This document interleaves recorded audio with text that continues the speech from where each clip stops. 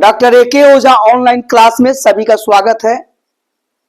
आज जिस टॉपिक पर मैं चर्चा करूंगा वह बहुत ही इंपॉर्टेंट है।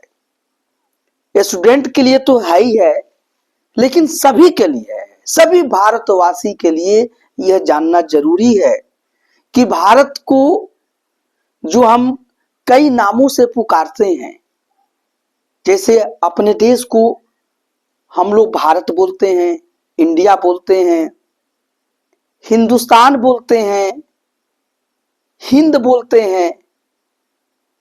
ये सब नाम या नामकरण इसका कब हुआ और किस संदर्भ में इसको बोला गया और इसका क्या अर्थ है, यही हम जानेंगे। तो आज का जो टॉपिक है मैं यहाँ लिखा हूं, देखिए, नई और पुरानी शब्दावली, न्यू एंड ओल्ड टेक्नोलॉजी। और यह एनसीईआरटी हिस्ट्री की बुक को पढ़ाते समय मैं इन विषयों का डिस्कशन करूंगा। तो आज देखिए, NCERT history class 7 chapter 1 part 2 और उसका पेज 3 आप ओपन कर लीजिए। देखिए मेरे पास एनसीईआरटी की बुक है, आपके पास भी हो तो इसका पेज संख्या 3 आप ओपन कर लीजिए। और यह एनसीईआरटी हिस्ट्री क्लास 7 का यह पुस्तक है। देखिए टॉपिक का नाम है प्रारंभिक कथन, हजार वर्षों के दौरान हुए परिवर्तनों की पड़ताल यानी जांच, यानी कि ट्रेसिंग चेंजेस थ्रू 1000 ईयर्स।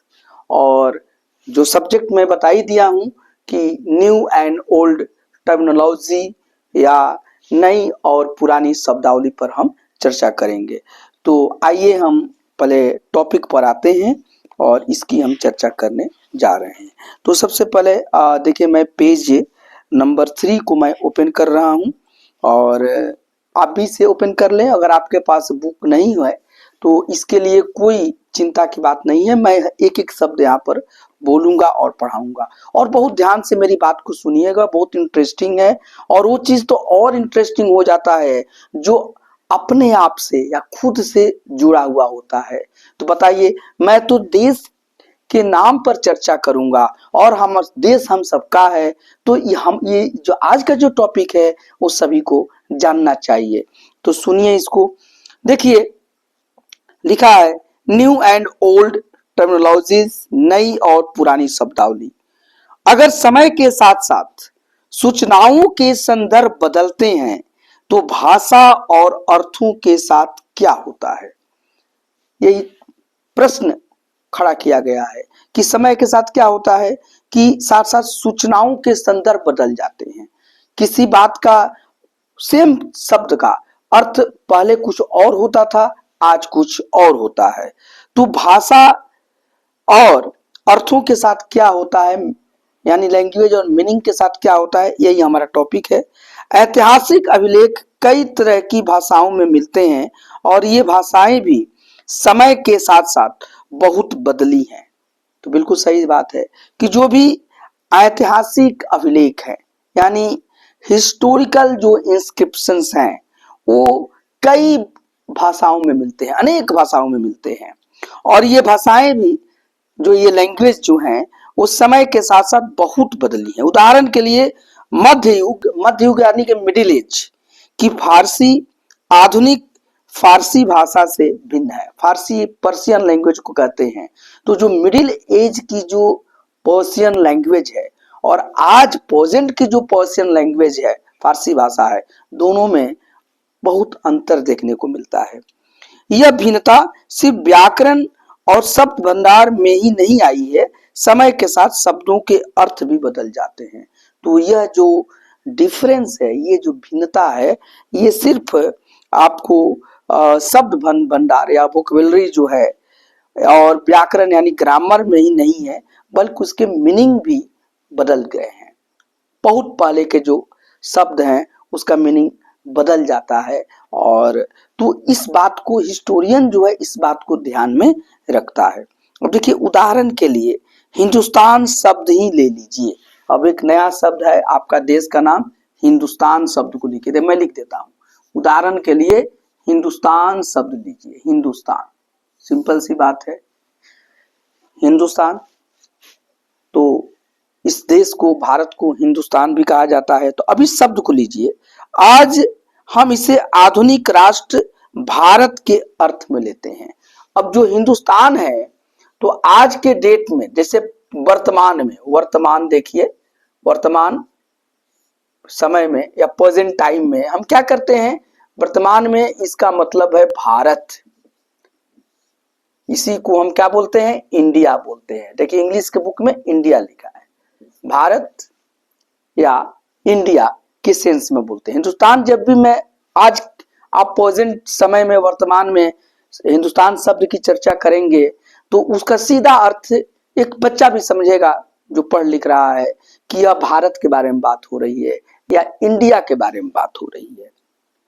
लेकिन देखिए 13वीं सदी में जब फारसी के इतिहासकार मिनहाज सिराज ने हिंदुस्तान शब्द का प्रयोग किया था, तो उसका आशय पंजाब, हरियाणा और गंगा यमुना के बीच में स्थित इलाकों से था। तो यहाँ दो बातें हैं। सबसे पहले तो हिंदुस्तान शब्द का उपयोग 13वीं शताब्दी यानी कि 13th सेंचुरी में सबसे पहले मिनहाज सिराज ने किया था। मिनहाज सिराज राइटर है, लेखक हैं।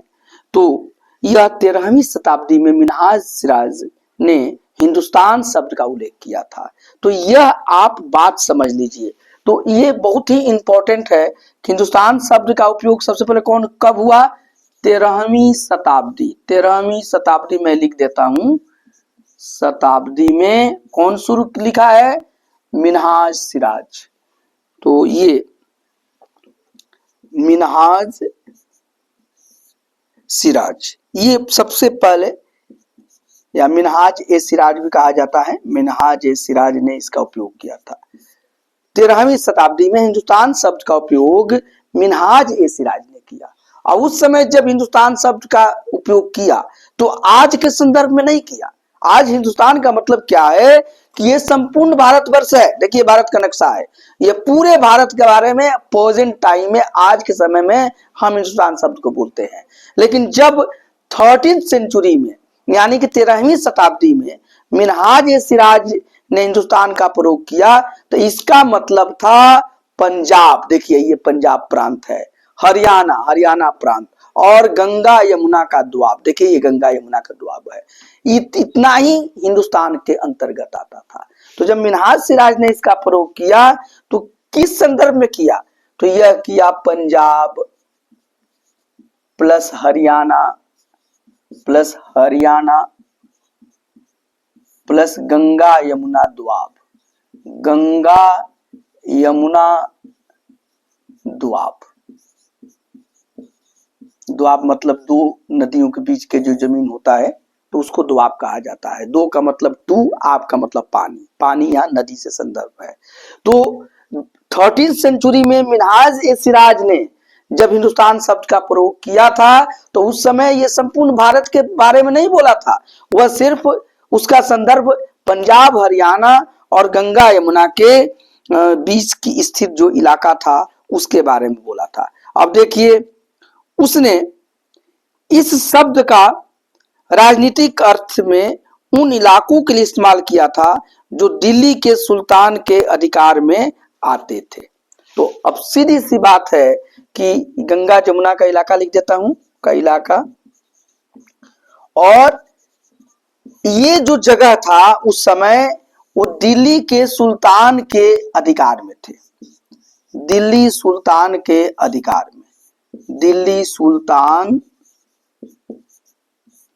के अधिकार में। तो आपको बिल्कुल बात समझ में आ रही है ना कि मैंने शुरू क्या किया कि मैं भारत को हिंदुस्तान भी कहा जाता है। आज हिंदुस्तान का मतलब जब भी हम लोग बोलते हैं तो उससे ये पूरे भारत के बारे में है, ठीक है। लेकिन पूरे भारत यानी कि कश्मीर से लेकर कन्याकुमारी तक, ठीक है। और यहाँ पर देख लीजिए कि पोरबंदर गुजरात से लेकर और सिलचर, और ये पूरा भारत है। तो ये जितने पूरा आज का नक्शा में भारत है वो पूरे भारत के बारे में है। लेकिन जब 13th सेंचुरी में मिनहाज ए सिराज ने हिंदुस्तान शब्द का प्रयोग किया है। और वो जब प्रयोग किया था तो पूरे भारत के लिए नहीं किया था, वो सिर्फ उन्हीं क्षेत्रों के लिए किया था जो पंजाब, हरियाणा और गंगा यमुना के बीच के इलाकों के बारे में किया था, और ये क्षेत्र दिल्ली सुल्तान के अधिकार में आते थे। तो इनका राजनीतिक यही मतलब था। अब देखिए, सल्तनत के प्रसार के साथ साथ इस शब्द के अंतर्गत आने वाले क्षेत्र भी बदलते गए, लेकिन इस हिंदुस्तान शब्द में दक्षिण भारत का समावेश कभी नहीं हुआ। अब समय के साथ, अब जब दिल्ली सल्तनत का जब क्षेत्र बढ़ने लगा, उसकी टेरिटरी बढ़ने लगी, तो हिंदुस्तान शब्द में वो सब जगह भी इंक्लूड होने लगे। लेकिन उस समय तक कभी दक्षिण भारत इसमें नहीं आया, क्योंकि दिल्ली सल्तनत में दक्षिण भारत में ये लोग अधिकार नहीं कर पाए थे। तो ये देखिए, ये साउथ इंडिया है।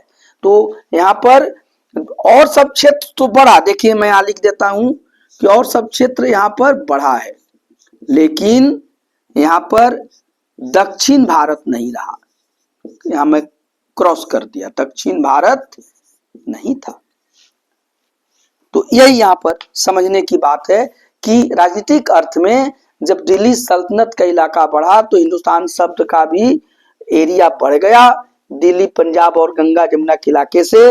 लेकिन दक्षिण भारत उसमें सम्मिलित अभी नहीं हो पाया। क्यों? क्योंकि दक्षिण भारत अभी दिल्ली सल्तनत के जब अधिकार में आया ही नहीं था, तो उसका ये मतलब नहीं होता था। अब देखिए, इसके विपरीत 16वीं सदी के आरंभ में बाबर ने हिंदुस्तान शब्द का प्रयोग इस उपमहाद्वीप के भूगोल, पशु पक्षियों और यहाँ के निवासियों की संस्कृति का वर्णन करने के लिए किया था। ये बहुत इंपॉर्टेंट सब बातें हो रही है। अब आ जाइए 16वीं सदी, 16वीं शताब्दी। 16वीं शताब्दी में क्या कौन प्रयोग करता है? बाबर। बाबर प्रयोग करता है। और बाबर जब प्रयोग करता है तो किस सेंस में बाबर प्रयोग करता है? तो वह यहाँ के निवासियों की, मतलब इस उपमहाद्वीप के भूगोल, मतलब देखिए, इस उपमहाद्वीप के भूगोल यानी ज्योग्राफी के बारे में, जो इसकी भौगोलिक सीमा थी, भूगोल के बारे में, साथ ही साथ पशु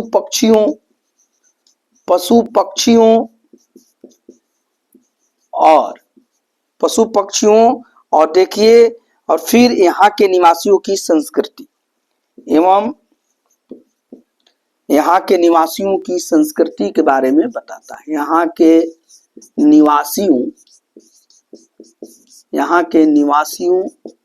की संस्कृति के बारे में बाबर ने प्रयोग किया था। बाबर का प्रयोग किया तो 16वीं शताब्दी में किया। बाबर प्रयोग करता है हिंदुस्तान शब्द का, यही हिंदुस्तान शब्द का प्रयोग आ रहा है 16वीं शताब्दी में। और इसमें वह किस संदर्भ में इसका उपयोग किया है? तो वह किया है उपमहाद्वीप के, यानी भारत को एक भारतीय उपमहाद्वीप के, इंडियन सब कॉन्टिनेंट के भूगोल यानी ज्योग्राफी, पशु पक्षियों, यहाँ के पशु पक्षी और एवं यहाँ के निवासियों की संस्कृति के बारे में, इस संदर्भ में वह बाबर ने हिंदुस्तान शब्द का उपयोग किया है। तो ये बहुत इंपॉर्टेंट बात है। और यह प्रयोग देखिए 14वीं सदी के कवि अमीर खुसरो द्वारा प्रयुक्त हिंद के ही कुछ समान था।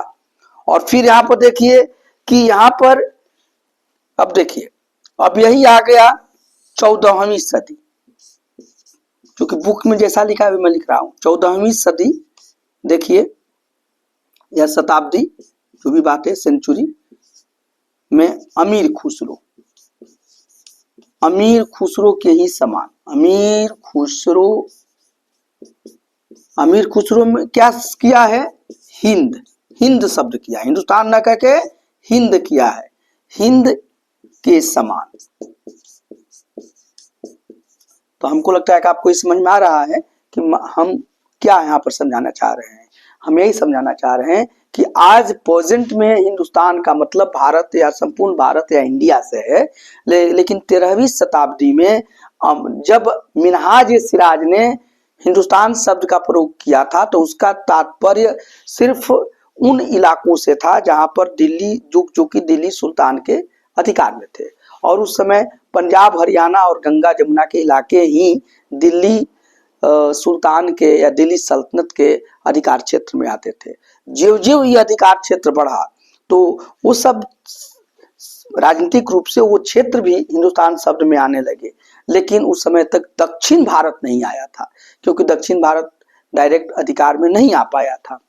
इसके साथ साथ 16वीं शताब्दी में बाबर ने हिंदुस्तान शब्द का उपयोग किया है। और वो जब उपयोग किया है तो वह इस उपमहाद्वीप के, देख लीजिए, भूगोल, पशु पक्षी और यहाँ के निवासियों की संस्कृति के संदर्भ में किया है। और उसका भी तात्पर्य वही था जो अमीर खुसरो 14वीं शताब्दी में हिंदुस्तान न कह के हिंद शब्द बोले हैं। और हिंद शब्द में भी उनका तात्पर्य जो था वही तात्पर्य यहाँ पर बाबर का भी था। बाबर को तो आप जानते हैं ना, मुगल साम्राज्य के वो संस्थापक माने जाते हैं। और इसके बाद देख लीजिए, मगर जहां भारत को एक भौगोलिक और सांस्कृतिक सत्व के रूप में पहचाना जा रहा था, वहां हिंदुस्तान शब्द से वे राजनीतिक और राष्ट्रीय अर्थ नहीं जुड़े थे जो आज हम जोड़ते हैं। अब ये बहुत बड़ी बात है। देखिए, भारत जो है, भारत को एक भौगोलिक और सांस्कृतिक सत्व के रूप में पहचाना जा रहा था। भारत जो है वो एक भौगोलिक और सांस्कृतिक सत्व के रूप में पहचाना जा रहा था। लेकिन यह चीज, ये देखिए, इसको मैं थोड़ा मिटा देता हूं और आप इसको समझ लीजिए। एक सेकंड, इसको पहले आप नोट डाउन कर लीजिए, please note down all this things. इसको नोट कर लीजिए और फिर मैं इसको इरेज कर देता हूं और फिर आगे की बात मैं बता रहा हूं, क्योंकि बहुत इंपॉर्टेंट है, एग्जामिनेशन में बहुत पूछे जाते हैं। अब देखिए, अभी तक आप अगर डॉक्टर ए.के. ओझा यूट्यूब चैनल को सब्सक्राइब नहीं किए हैं तो प्लीज कर लीजिए। ये बहुत आपके काम के सब पढ़ाई हो रही है। और आप अपने फ्रेंड को भी शेयर कीजिए ताकि वो भी इससे बेनिफिटेड हो और आप सच्चे रूप में मित्र कहलाने के हकदार बनिए। इसी के साथ साथ आपके मन में कोई बात हो तो कमेंट सेक्शन में उसको जरूर लिखिए। और जितने भी वीडियो बनाए जा रहे हैं सभी को देखिए। सभी का लिंक एक प्लेलिस्ट के रूप में डिस्क्रिप्शन बॉक्स में आपको मिल जाएगा। ये सरल भाषा में बताया जाता है, बिल्कुल प्रमाणिक बताया जाता है, क्योंकि बुक हमारे पास एनसीईआरटी एक बहुत ही ऑथेंटिक सोर्स है। तो उसी के आधार पर मैं बताता हूँ। तो बिल्कुल यहाँ पर इधर उधर की बात नहीं होती है, इसलिए ये पढ़ाई आपको समझ में आती होगी और बिल्कुल सरल तरीके से बताने का प्रयास किया जाता है। तो अब आ जाइए भारत के बारे में। तो देखिए, भारत को एक भौगोलिक और सांस्कृतिक सत्व के रूप में पहचाना जा रहा था। तो भारत क्या है? भारत जो है, शब्द जो है भौगोलिक, भौगोलिक तो आप समझते हैं ना, ज्योग्राफिकल लिमिट को समझ लीजिए। भौगोलिक प्लस सांस्कृतिक सत्व, सांस्कृतिक सेंस में था भारत। भारत जब भी शब्द बोलते हैं तो ये जो एरिया है वो भारत है। और जब उस समय की बात हो रही थी तो अनडिवाइडेड, अविभाजित भारत भी था, अखंड भारत भी था। तो उस भारत के रूप में यहाँ की इसका भूगोल और इसकी संस्कृति को मिला जुला के बात हो रही थी। लेकिन उस समय जब हिंदुस्तान शब्द से वे राजनीतिक और राष्ट्रीय अर्थ नहीं जुड़े थे जो आज हम जोड़ते हैं। लेकिन जब हिंदुस्तान शब्द की हम चर्चा करते हैं तो वह सांस्कृतिक, राजनीतिक और सांस्कृतिक अर्थ नहीं जुड़ा होता था जो कि आज के सेंस में है। आज तो हिंदुस्तान और भारत एक दूसरे के अभिप्राय हैं, एक दूसरे के पर्यायवाची हैं, एक दूसरे के सिनोनिम्स हैं। लेकिन उस समय ऐसा नहीं था। किसी भी शब्द का प्रयोग करने में इतिहासकारों को बहुत सावधान रहना चाहिए, क्योंकि अतीत में उन शब्दों के कुछ अलग अलग ही अर्थ थे। तो ये बात ये समझ में आती है। इसीलिए इतिहासकारों को बिल्कुल चौकन्ना रहना चाहिए, सजग रहना चाहिए किसी भी शब्द के प्रयोग में, क्योंकि अतीत में, पास्ट में या पहले उसके कुछ और अर्थ हुआ करते थे और आज कुछ उसके और अर्थ लगाए जा रहे हैं। देखिए, उदाहरण के रूप में विदेशी जैसा सीधा साधा शब्द ही ले लीजिए। एक शब्द लिया जा रहा है विदेशी, उसको इंग्लिश में क्या बोलते हैं? फॉरेनर। विदेशी या फॉरेनर एक सीधा साधा शब्द। देखिए इसका अर्थ कैसे बदला है समय के साथ। अब देखिए, हमारे लिए आज इसका अर्थ होता है ऐसा व्यक्ति जो भारतीय न हो। सीधी सी बात है। कि विदेशी का मतलब आज हमारे लिए अर्थ सिर्फ यही है कि वैसा व्यक्ति जो भारतीय ना हो, जो भारत का नागरिक नहीं है वह विदेशी है ना, जो भारत का सिटीजन नहीं है वही फॉरेनर है, वही विदेशी है आज आज के संदर्भ में। और हमारे यहाँ देखिए, लेकिन कई विदेशी का हम नाम ले सकते हैं। अब अभी अमेरिका के राष्ट्रपति हमारे लिए विदेशी हैं भाई, वो भारत का नागरिक नहीं है, नहीं, या जो भी भारत का नागरिक नहीं है वो हमारे लिए विदेशी हो गया। लेकिन मध्य युग में यानी मिडिल एज में मानो किसी गांव में आने वाला कोई भी अनजान व्यक्ति जो समाज या संस्कृति का अंग न हो विदेशी कहलाता था। लेकिन मध्य एज में, मिडिल एज में किसी भी गांव में कोई भी स्ट्रेंजर, अजनबी, अनजान व्यक्ति अगर आ जाए और वह उस समाज के, उस गांव के या उस परिवेश का, उस समाज का या उस स्थान का और उस संस्कृति से वो संबंधित नहीं हो तो विदेशी कहलाता था। ठीक है, तो और ऐसे व्यक्ति को हिंदी में परदेसी और अंग्रेजी में अजनबी भी कहा जाता था। इसी को परदेसी, विदेशी को ही परदेसी और या अजनबी, देखिए अजनबी, अजनबी, अजनबी को ही हम स्ट्रेंजर भी बोलते हैं। तो ये परदेसी जो शब्द है यह हिंदी का है और ये जो अजनबी जो शब्द है वो फारसी का है, यानी पर्शियन में नहीं।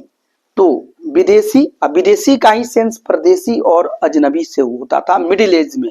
ऐसा कोई भी व्यक्ति अगर आए किसी जगह पर और उस विशेष स्थान विशेष के समाज और संस्कृति से अगर वो संबंधित नहीं है तो वह विदेशी हुआ, परदेसी हुआ, अजनबी हुआ। मिडिल एज में हमारे देश में यही चलता था। कई गाना था ना, परदेसियों से दिल न लगाना, ये सब गाना सब आया हुआ है। तो उसको विदेशी माना जाता था। कोई बाहर का व्यक्ति आ गया, देश के ही दूसरे हिस्से से आ गया और जहां पर आया उस समाज और संस्कृति का अगर अंग नहीं है तो उसको डायरेक्ट विदेशी मान लिया जाता था, या उसी को हिंदी में परदेसी बोला जाता था, या उसी को फारसी में अजनबी बोला जाता था। इसलिए किसी नगरवासी के लिए वनवासी विदेशी होता था। किंतु अब इसीलिए देखिए, अब कह रहा है कि कोई अगर नगरवासी है और वहां कोई वनवासी आ जाए, वन में रहने वाला व्यक्ति आ गया, तो उस नगरवासी के लिए वनवासी क्या मान लिया गया? विदेशी मान लिया गया। लेकिन देख लीजिए, किंतु एक ही गांव में रहने वाले दो किसान अलग अलग धार्मिक या जाति परंपराओं से जुड़े होने पर भी एक दूसरे के लिए विदेशी नहीं होते थे। तो अगर सेम कास्ट का या सेम कोई वनवासी आ जाए, कोई बाहर का आ जाए, तो वो तो विदेशी लोग मान लेते थे। लेकिन सेम उसी गांव में अगर कोई किसान है, उसका जाति अलग है, उसका धर्म अलग है, उसकी अलग वो परंपरा से जुड़ा हुआ है, जाति परंपरा से, फिर भी वो एक दूसरे के लिए विदेशी नहीं था, वो देशी था। लेकिन जो बाहर से आ गया, जो समाज और संस्कृति का अंग नहीं है, वो विदेशी मान लिया गया। यहाँ तक कि वनवासी भी आ गया तो उसको भी लोग विदेशी मान लेते थे। तो ये बिल्कुल बात आपको समझ में आ गया होगा। इसको आप नोट डाउन कर लीजिएगा और फिर अगले वीडियो के लिए आप तैयार रहिए। उसमें मैं बताऊंगा इतिहासकार और उसके स्रोत, हिस्टोरियंस एंड देयर सोर्सेज। तो इसके बारे में हम चर्चा करेंगे। बहुत इंपॉर्टेंट ये टॉपिक चल रहा है और यहाँ से क्वेश्चन पूछे जाते हैं। यह क्लास 7 का बुक है, एनसीईआरटी हिस्ट्री का। क्लास 7 के बच्चों के लिए तो बहुत इंपॉर्टेंट है, लेकिन ऐसे हर बच्चों के लिए इंपॉर्टेंट है, स्टूडेंट्स के लिए जो कॉम्पिटिटिव परीक्षा की तैयारी कर रहे हैं, जो आईएएस बनना चाहते हैं, पीसीएस अधिकारी बनना चाहते हैं, बैंक में जाना चाहते हैं, एसएससी के द्वारा जॉब लेना चाहते हैं, या टीचर बनना चाहते हैं। जो भी प्रतियोगी परीक्षा है उसमें अगर हिस्ट्री या जीएस, जनरल स्टडी या जीके पूछा जा रहा है तो ये सब क्वेश्चंस पूछे जाते हैं। आप सभी को जानना चाहिए, इसलिए आप सभी लोग इसको ध्यान से पढ़िए और इस पढ़ाई के साथ बने रहिए। आपका दिन शुभ हो। Thank you.